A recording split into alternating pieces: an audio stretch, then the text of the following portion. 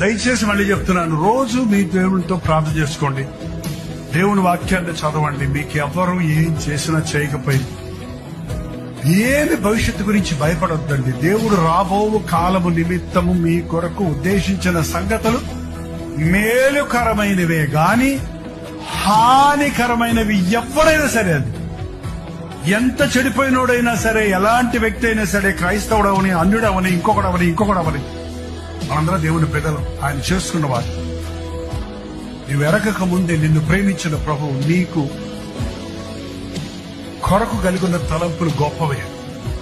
అందుకని ప్రతి దాన్ని భవిష్యత్తు గురించి భయపడొద్దు. భవిష్యత్తు కొరకు మనుషుల మీద ఆధారపడొద్దు. నాకు డిగ్రీలుంటే బతికిపోతాను, నాకు డబ్బులుంటే బతికిపోతాను, నాకు ఇల్లు ఉంటే క్షేమంగా ఉంటాను, నాకు ఇతర దేశంకి వెళ్ళి సెటిల్ అయిపోతే నాకు ఇంకెవడు తొంట ఉండదు అనే ఆలోచనలతో మనుషులు నిండిపోతాడు. చూసారా, ఇవన్నీ నిజం కాదు. కావాలంటే వాళ్ళందరూ అడిగి చూడండి, అవన్నీ నిజం కాదు. నాకు క్రీస్తుంటే నేను బతికిపోతాను.